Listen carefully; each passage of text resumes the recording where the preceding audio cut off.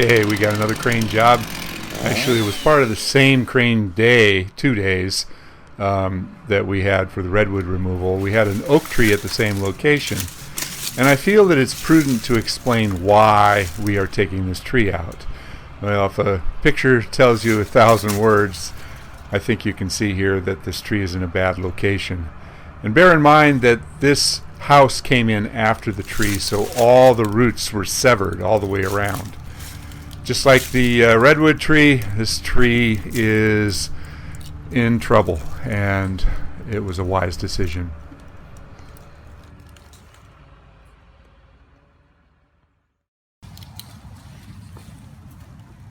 Yep, day 2.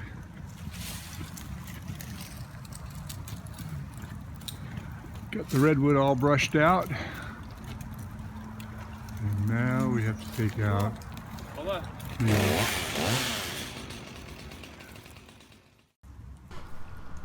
On this job that we had to remove the redwood tree and the oak, we decided to brush out both the redwood tree and the oak tree before we got the crane in there.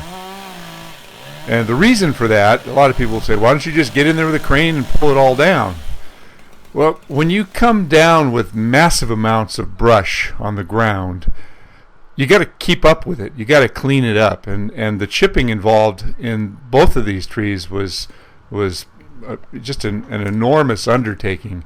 You know, we had multiple trips to get rid of the brush after we chipped it, as well as all the wood. So we decided to do a lot of speed line work to get this brush out of here. You know, we had some different things to deal with. There was a lot that we could break. You know, there was delicate Japanese maple. There was the sod lawn, the copper rain gutters. You know, well, there's kind of a cool shot. I'm looking at Jorge working up the tree. I'm looking at the sun. That's kind of cool. Oh, there we go again. I'm still looking at the sun. That's my son Kalen. There's Gerardo, and Jorge's up in the tree. We also had Kyle on this job for part of it. One of the days where we had the crane out there, we decided to have myself and the 3 regular guys. So there was a little bit bigger team. We had 5 guys working for a while. And when you've got a lot of stuff happening, a lot of big wood and a lot of things coming down, it really helps out a lot.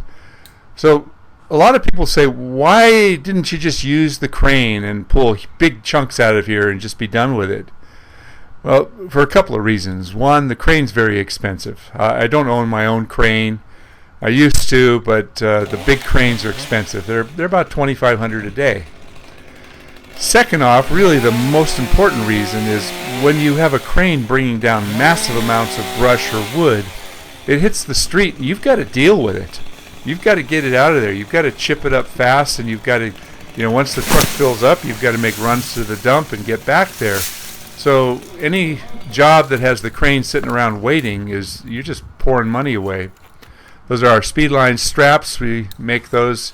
Go to any rock climbing store. You can get tubular webbing and carabiners. And you don't want to overload the carabiners, by the way. You're letting them slide down the rope. Rarely do we put more than even a couple 100 pounds on there. And if you try to overload a carabiner, you could certainly break it. They're rated for about 5,000 pounds. But when you're dropping stuff on it and speeding it down the rope, you've got a couple of things. You've got friction, plus you've also got, the impact on the carabiner over and over and over. So be real careful about using aluminum carabiners. I have broken them, so I know. Teamwork. It was very important. A lot of these times we put a tag line on as well as the lowering line. We did, like I said, we did different techniques. We did speed lines. We did lowering down into the tree. At one point, we put it up over in the redwood and used that as our gin pole. But because we had so much to deal with here, we really had to, think it through and think of the best option. Caitlin left the stubs on the redwood tree, which kind of irritated me because, when you leave stubs on a tree, it always hangs you up. So we worked around it, and it was fine. But in the future, I told him when you're taking out a big tree, especially if you're using it for roping, you don't want those stubs to hang you up. He liked the stubs because he had to go back up there and he wanted something to stand on while he was working. He doesn't like standing on the spurs all day long. I don't blame him. I've yet to find a pair of comfortable spurs. Maybe they're out there. If you guys have a pair of comfortable spurs that you can stand in all day long and it doesn't, wreak havoc on your shins and your feet, I'd be interested to hear what they are. This was kind of a tough move here. This was a fairly large limb. We had this Japanese maple to deal with, and we took it in a fairly large piece. You can see there, came down fairly we knocked the spark arrestor off the top of the chimney there. It was just sitting there. It wasn't bolted down or anything, so we just barely brushed it and it fell off. No harm done. We put it back up. But we did utilize the redwood tree for quite a bit. That helped out a lot. When it's not like having a crane. We tried using the bucket as much as we could. Some of the branches were really tangled up in this other oak tree, and it worked for a bit, but really the bucket was barely useful at all. And it was a pain to get it in there. We had to weave it through those branches. Had Arthos up there doing the bucket work. He did a good job of weaving it through. Jorge did a great job of climbing. The whole team worked really well together. Just very, very efficient. Just processing all the time. On your rope. You gotta pull that.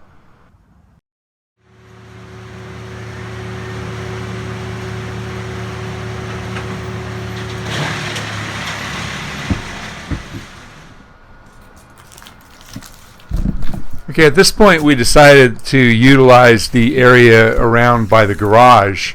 We did have some wood that we wanted to get down and out of there. It was getting harder to go all the way up to the front, so we opted to go this direction. However, I want you to note that the speed line is now much steeper. And when you have a very steep speed line, things come at you really fast. And you've got to be really alert. If you hold on to it too long, that piece of wood or that branch is going to hit you right in the face or hurt somebody.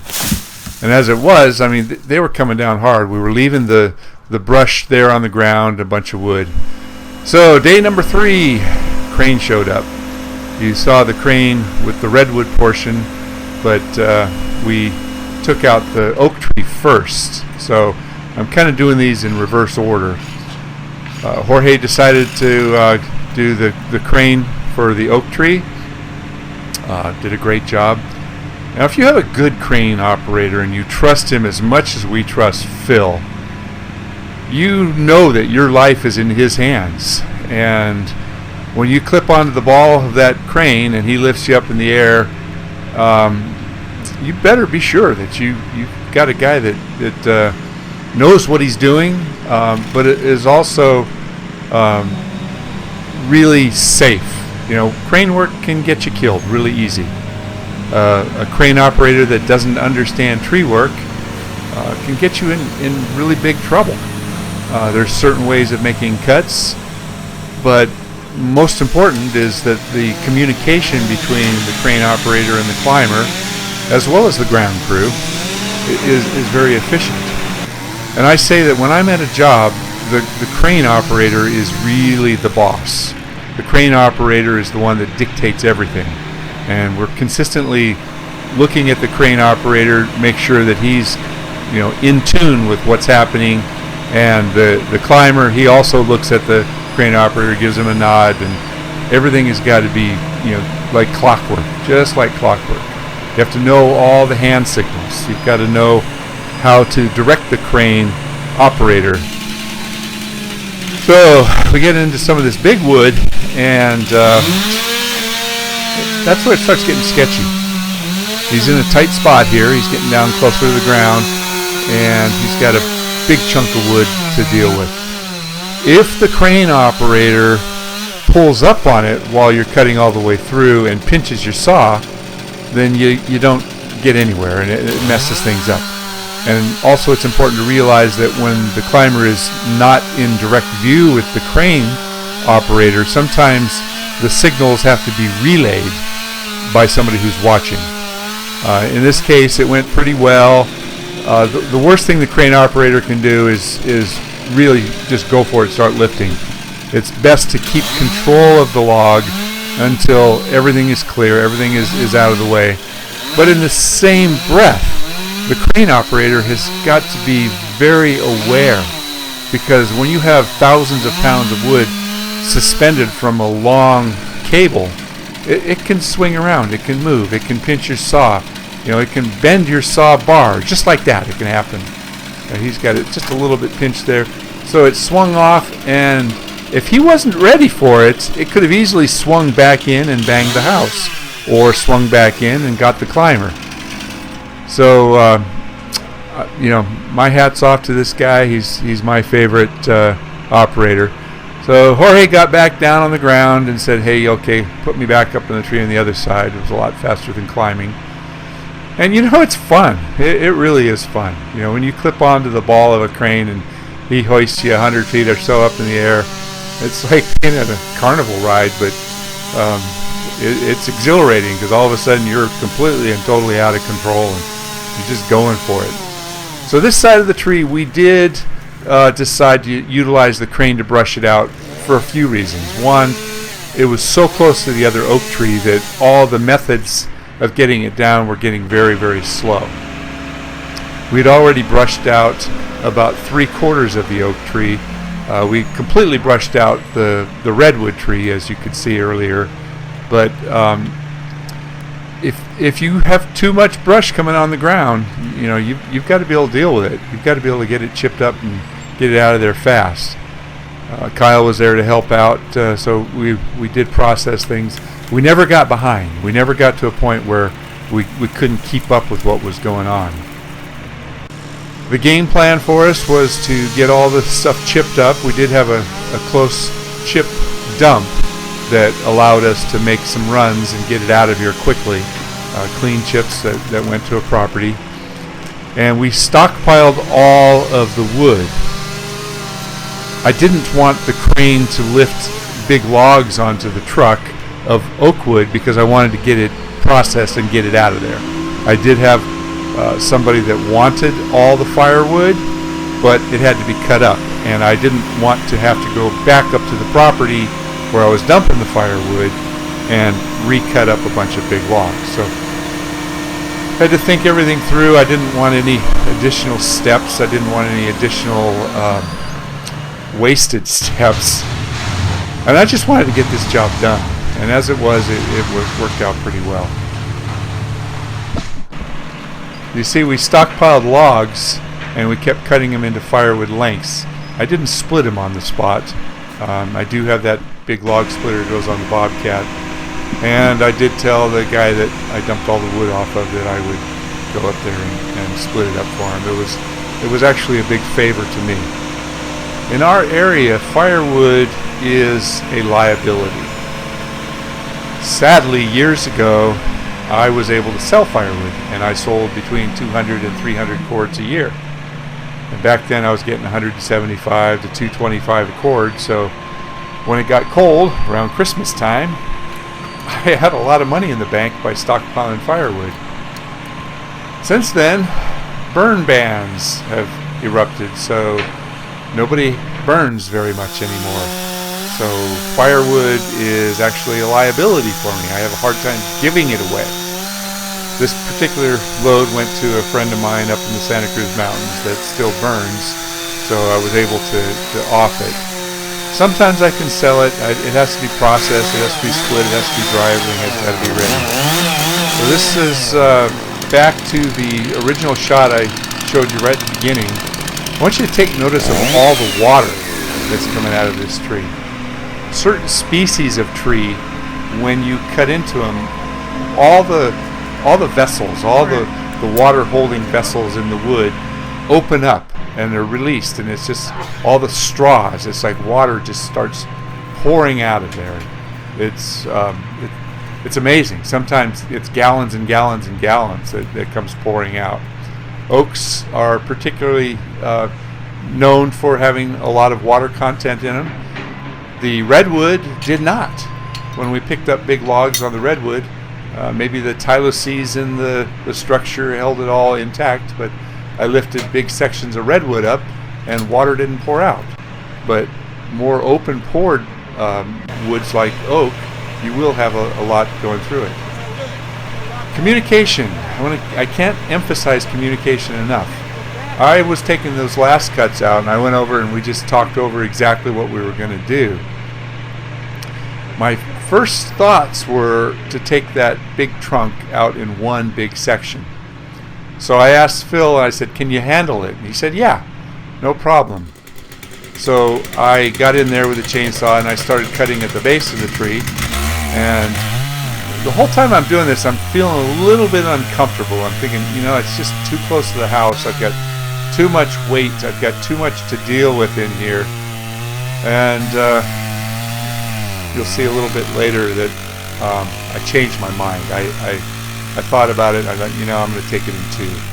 And it's not that the crane couldn't handle it. It's just that I wanted to get it out of there in two pieces. But there was also another deciding factor. The big chunk of wood at the top, I did have one person that said they wanted a big log over at the saw shop, the local saw shop. There, I'll give a plug to Garden Land. I do a lot of business with Garden Land, located in Campbell, California. They're actually a really good saw shop. They deal with all my stills, and I buy a lot of gear with them. But they've got to work on the saws, and they'd run through all their logs, their testing logs. So they said to me, "Hey, next time you get a big log, do you think you could drop something off?"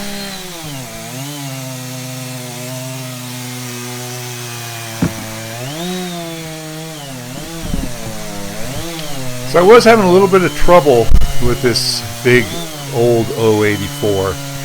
I had rebuilt the saw, new piston, new cylinder. A friend of mine rebuilt it for me, but it just didn't seem to go as fast as it should have. There was another issue that a lot of you recognize if you do Coast Live Oak. I don't know if other live oaks are the same, but there's this buildup of dark colored gook that gets on the bar and the chain, and it just binds everything up. You're constantly cleaning it up. You've got to run a lot of oil through. Sometimes I use WD-40 or other types of solvents to try to thin out the buildup of gunk. But as you're cutting on, especially on big pieces of wood, the saw just binds up on itself. When you get to this point, you really have to slow down and communicate well with the crane operator. The last thing I want to do is just zip right through and have this twist or bend or something on my bar. So he's tugging at it. There's still a little bit there. That was a smooth move, but he didn't lift yet. So I can get in there and kind of guide it and keep a little bit of push on it to keep it away from the house. So now he's looking at me, I'm looking at him, we both know what's going on. This particular log weighed about 4,000 pounds, a little over 4,000 pounds. And this is the piece I'm going to drop off and gift it to Garden Land. Good old Garden Land, don't know what they've got coming. They said they wanted a big log. No, they got one. And I got a shower. It's always fun to see these things fly away. All the years I've been doing this, I've done so many crane jobs. It never ceases to amaze me when you've got this massive big piece of wood and it just flies away and goes up in the sky. It's a real rush. I can't explain it, but if you've ever done crane work, you know exactly what I'm talking about. It's really fun. There's a lot of anxiety in doing a crane job because there's so many possibilities of what could go wrong. So you're kind of stressed out. But if you're really aware and really conscious of what could happen, you can avoid any problems. And it's about check and double check and make sure everybody's on the same game plan. There's more of that water coming out. So I got around to the butt cut, and even that one's a big piece. It's pretty heavy. That one was probably 2,500 to 3,000 pounds. Once again, I was having a hard time. We had to keep stopping and putting some lubrication and loosening up the chain. It just kept tightening up on me. The long bars sometimes, you just really have a hard time keeping everything running smooth, especially with that buildup of the gunk on the live oak tree.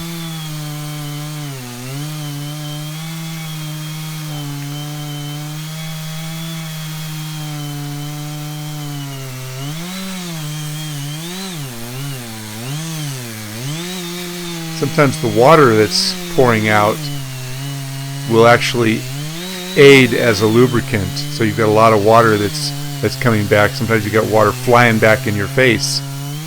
But here I am getting really close to the end, and I've got the strap just on one side. So when he lifts, it's actually going to tilt the log up just a little bit. I got in a little bit of trouble here because it didn't go straight up. It twisted a bit and pinched my bar. So he can't pull straight up because it's still connected, and he can't see me.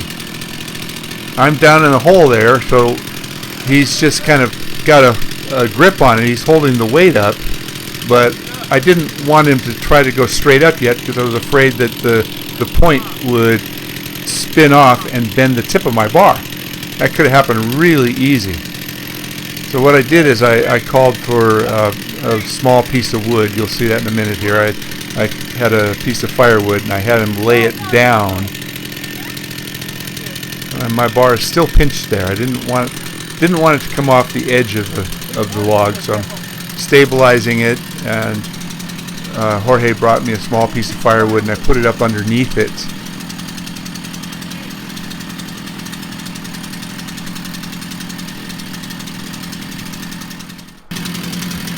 There we go. This is like a fulcrum. Once I got something up underneath there. See how the tip of my bar is right off the edge of the stump? If that would have rotated just like it is right now, just a little bit, it would have bent that tip. So, there we go. Oh, what a relief. It happens, you know. You can do everything that you think is right and be as careful as you possibly can, and something will rotate just the slightest little bit and pinch your saw, and if it goes too far, you can ruin a good bar just like that. And it's more than that. You know, you ruin the bar, you're down a saw. Here we go, shower time again. More water coming out. End of the day, felt really good. Well, I shouldn't say end of the day. We did come back the next day and pick up all the firewood. I got the Bobcat out. I used that to load it up. We cut everything into firewood lengths for the oak. And there's the piece that I dropped off at Gardenland. I backed it in and dumped it right where they wanted it. They used their forklift to stand it up, and now they've got a saw log to practice on or to test their saws with. Well, thanks so much for watching this video. I know it was a bit of a long one. Some of you enjoy these work videos. Please subscribe, and if you like this, click the like button. Thanks a lot.